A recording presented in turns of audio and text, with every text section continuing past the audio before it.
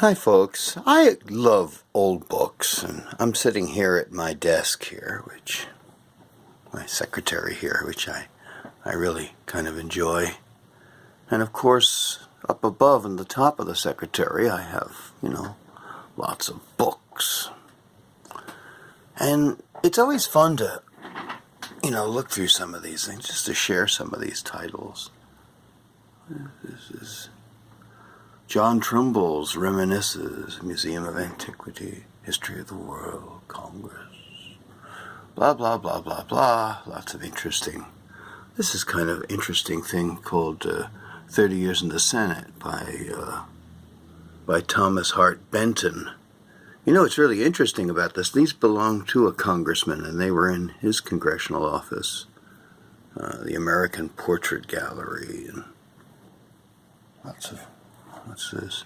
Messages and Documents, Department of State, 1864-65. That's interesting. Political books. The books. What is this? The Encyclopedia of Political textbook. In the 1850s, how things have changed. Lots of other things. John Quincy Adams books. Ben-Hur. The first biography of John Paul Jones, The Impeachment of Andrew Johnson, Bancroft's United States History, the whole set. It's interesting. I love old books, and they're fascinating, and the interesting thing about them is you can learn so much from them. In fact, I want to get this book out here. I thought this would be kind of an interesting thing. Let's sit down and take a look at this, because this is a heck of an interesting story.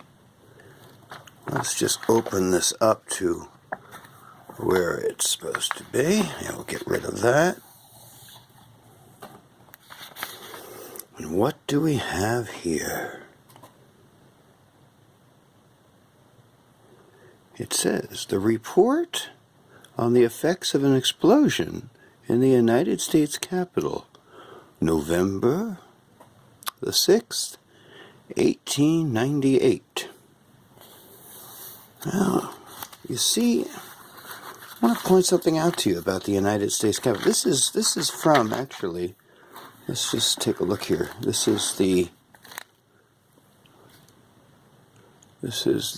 annual report of the Department of the Interior, 1899, under the McKinley administration, right at the time that the Spanish-American War was ending.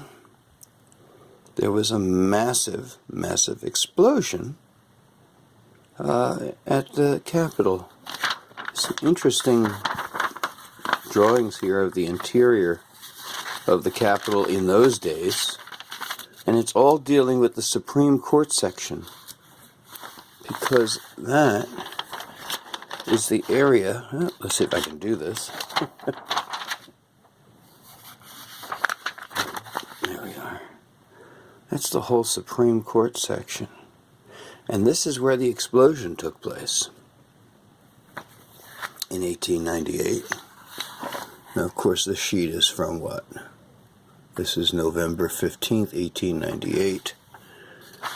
This whole massive explosion tore the place apart. I want to show you some pictures here. These are interior shots of the Capitol after the explosion,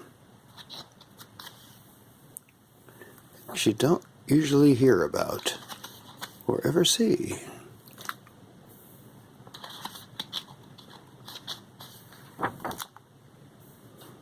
It's the elevator, what's left of it.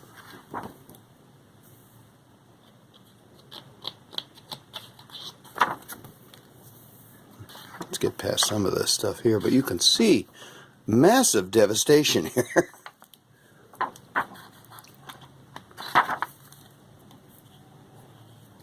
I want to move this up because there's a lot of photographs here. I don't want to bore you with too many of them, but as you can see, this is the under the file room looking south.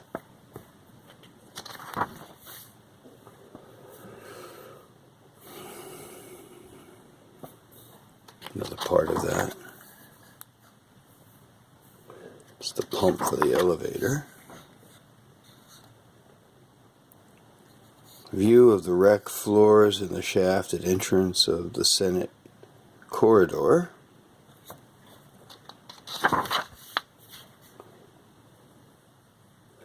Air shaft blew out.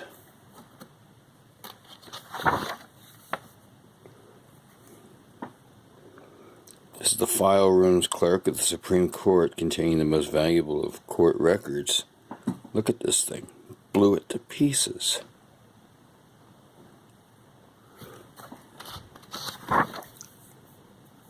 There's more of that room at the Supreme Court. Look at the floor. It's buckled up. Massive gas explosion. Now, I want to just get a few more here. As you can see, there's the books in the background there. You can see that as well.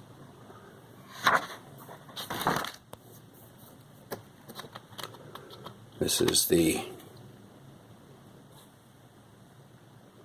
it's the elevator, at least what's left of it. Once again, there's just not much left there. It all got blown apart. More damage. Let's go up a little bit. This is the marshal's office with all records. Look at the devastation there. It's blown to pieces.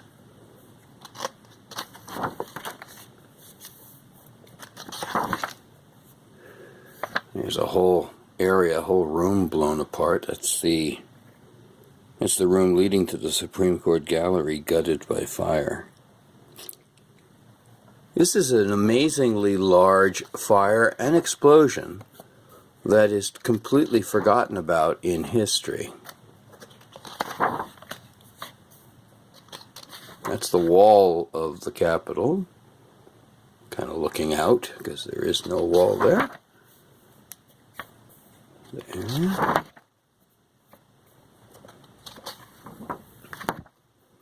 Now here's a great shot. This is the Supreme Court chamber after the fire and explosion.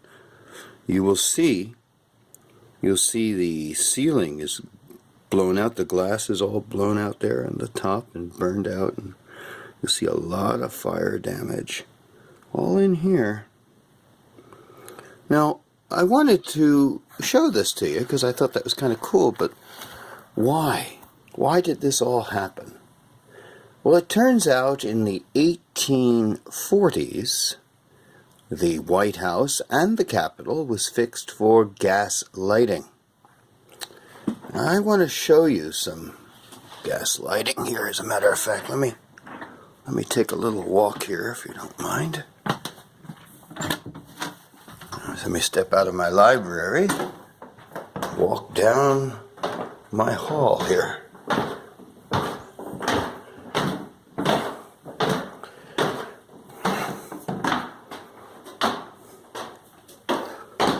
Down my stairs here to an area here, and this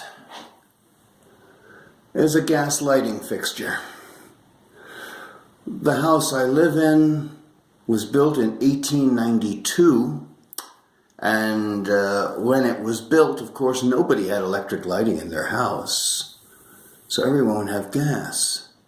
Now, I want you to take a look at this because explain a few things here to you. This is the gas line running all the way down from the ceiling, and as you can see, there's the gas piece sticking out behind. You'll see the fluorescent light bulb here. If you go up and look over, you'll see the gas jet still sitting there. And you'll see a metal ring on the bottom of it, and that's the cock to turn it on and off. If it was turned in the other direction to align with the pole where the gas would come out, then you would take a match and light that gas, and that's how you would light things. Of course, what they would do is exactly what they did in the Capitol and the White House in the 1890s, was to take the electric lines and run it right through the gas lines, which is done right here.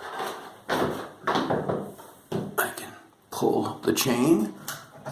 This is a very old fixture, but it works fine. And what happened with the United States Capitol is that they ran all the electricity through but forgot to turn off the gas. They left the gas on in certain areas. And in 1898, many years after, it blew up. And it was an extraordinary explosion. But the interesting thing is it was something that we never ever hear about in our history. We often talk about government oversight and perhaps government doesn't always think right.